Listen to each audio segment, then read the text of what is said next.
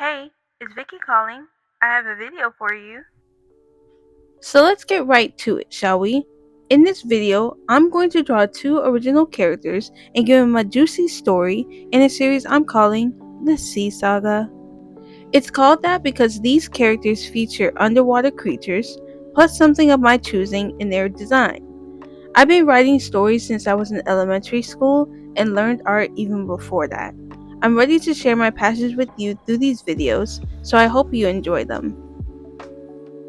So, a bit of background on the characters I will be painting and talking about in this video. First up, we have Wisteria, the Jelly Witch. She has the power to wield the ocean's electricity. She is based on the black sea nettle jellyfish and the Japanese wisteria flower. Both the jellyfish and the flower are long and narrow, and both can be purple. This rare particular jellyfish's tentacles and orearms reach as long as 25 feet, and an extra 3 feet for their bell head. Japanese wisteria ranges from 12 inches to over 6 feet long. Both are also poisonous, and we like that. For this reason, I made wisteria tall and skinny with a slender face and pink skin. Since there was already so much purple in her design, I wanted to complement the purple with pink. Wisteria also has flowers hanging from her head that contain a toxin that I have decided to call the Violet Curse. Dun dun dun. A little later in this video, you will see me drawing Christina, the Crystal Witch. She is based on the Accelerus clownfish and chrysanthemums, or mumflowers. Clownfish are, on average, 4.3 inches and round and stocky. They're special because they're immune to poisonous stings of sea anemone. Did you know that? I didn't know that. They rely on anemone for shelter and protection, and the clownfish protects the sea anemone in return. Mums have a heavy petaled flower head, bloom in the autumn, and are associated with November as a birth flower. Autumn and November are associated with the color orange, which is the clownfish's main body color. So when it comes to Christina, she'll be a slim thick shorty with a heart-shaped face and orange skin. She creates a poisonous anemone bubble shield around her for protection. Now, the part you've been waiting for. I present to you Sea Saga, a tale of two sisters.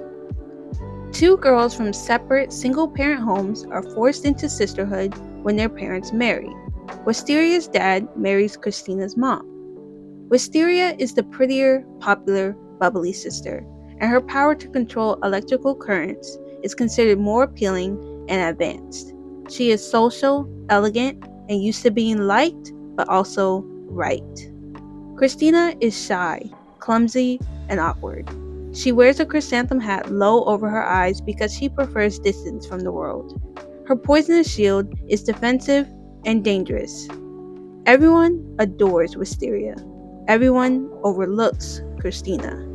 One day, Christina meets Aaron, a mysterious merman who shows her attention that no one else ever has. He asks her questions and wants to get to know the real her. He likes her floral hat and tells her that her power is beautiful. For the first time, Christina feels chosen. Aaron grows closer to Christina while subtly questioning her family's history and the Bermuda coral reefs. However, Christina believes he loves her. Then one day, tired, Aaron drops the act. He reveals the truth. He never loved her. He wants the stolen fortune her family hid decades ago. His charm turns sharp, desperate, frightening. When Christina doesn't know what he's talking about, Aaron doesn't believe her and he lunges at her. In a panic, Christina activates her venom shield. Aaron touches it, is poisoned, and dies in agony. Christina drops to the ground. She had just killed her first and only love, the only person who made her feel seen. Wisteria feels there is something off about Christina, more than usual. Christina isn't eating, is up late most nights, and is on the verge of becoming mute. But she doesn't question Christina and shrugs it off. A reward of $250,000 is announced for information about Aaron's disappearance. The search for Aaron is prominent, and Christina, desperate, turns to the only other person she can for help. She confesses everything to Wisteria. It's not until she reveals how she felt about Aaron that Wisteria understands. Wisteria helps hide Aaron's body. For a moment, the sisters are truly united. Wisteria admits that their family did, in fact, steal from Aaron's family 50 years ago and hid their fortune in the Bermuda Reefs. Christina is horrified. She wants to return the money to Aaron's family to make amends for both the theft and Aaron's death. Wisteria argues. Aaron was greedy. He would have killed Christina. Their family deserves to keep what they took. Christina refuses. For the first time, she stands up for herself and what's right. Wisteria, fearing she has no choice, attacks Christina with electric waves. Christina raises her bubble shield. They fight. Christina tries to hold her shield against Wisteria's electrical waves, but to no avail. Wisteria overpowers Christina and force feeds venom from her floral tentacle hair. Christina begins to die, but instead is transformed into an underwater zombie, half alive, half dead. Wisteria is horrified by what she has done, and Christina won't let her forget it. She haunts Wisteria endlessly, whispers at night while she sleeps. Footsteps, though no one is there. Mums are blooming underwater. Wisteria slowly loses her mind. Driven mad by guilt and Christina's presence, Wisteria turns herself in for covering up Aaron's murder. Prison is her only sanctuary. Wisteria reveals where the money is hidden, though it won't be for another 5 years that the money is finally found. Wisteria may have admitted what she did involving Aaron, but she never admits what she did to Christina. Christina finally rests upon a bed of sea anemone. Her body merges with the coral reef. She can finally pass on. From her remains grows a red, orange, and white haven where a new breed of clownfish thrives. The place becomes known as the Clown Crystal Reef, a memorial of the girl who finally bloomed. If you made it this far in the video, I just want to go over some of my inspiration for Wisteria and Christina's story. In school, growing up, we read like a lot of Shakespeare. Like, I couldn't shake that guy. Romeo and Juliet, had to read that twice. Macbeth, had to read that 5 times from 7th grade to freshman year of college. Can you believe that? Now, did I actually reread it 5 times for 5 different classes? No, I didn't. Anyways, that got me to tragedies. Stories where a character has a downfall story arc. They don't win. They don't get the girl. They usually die. Just putting it out there. They usually die. Isn't that fun? So for me, I want to write stories that are tragically beautiful. Kind of like a dead flower. Yeah, a dead flower. Don't you just love those? I think Christina haunting her sister is very inspired by the guilt found in Macbeth. There's a lot of hallucinations, ghosts, and paranoia in that story, and you can't really tell if it's supernatural or if it's guilt destroying someone mentally. So when Wisteria hears footsteps at night or sees mums blooming underwater, I wanted to feel like Christina became this symbol of guilt that Wisteria can never escape. And underwater flowers are important too because flowers in stories usually symbolize beauty, innocence, or growth. But in this story, the flowers symbolize death, transformation, and guilt. Madame Butterfly is a failed love story and inspired Christina emotionally. If you don't know the story, it's basically about devotion and heartbreak and emotional destruction. With Christina and Aaron, I think what makes their relationship tragic is that Christina was emotionally vulnerable from the beginning. She's ignored, she's awkward, she's overlooked, and she feels less beautiful than Wisteria. So the second someone finally notices her, it's like she just hands her heart over. Meanwhile, the audience probably could already tell that Aaron had bad intentions, maybe not.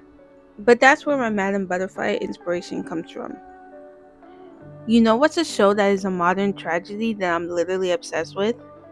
It's The White Lotus. It's really twisted. If you've never seen the show, I'm not gonna spoil anything, but the characters, they have these big time flaws, and the creator even said that it's based on Greek and Shakespearean tragedies. And season 2 is like chef's kiss, so you better check it out. But what I love about the show is that it's beautiful. Like everything is visually beautiful, while emotionally, like everything is falling apart. And Sea Saga's tone is really based on that because the characters, they're colorful, they're magical, they're aesthetically pleasing, while their story is kind of uncomfortable and it's sad. You have these two powerful witches who can do wonders, yet their story is about loneliness, jealousy, greed, guilt, emotional neglect.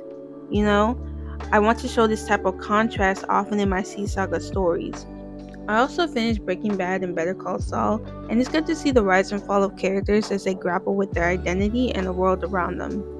Wisteria is kind of like Walter White, because she justifies all her bad decisions.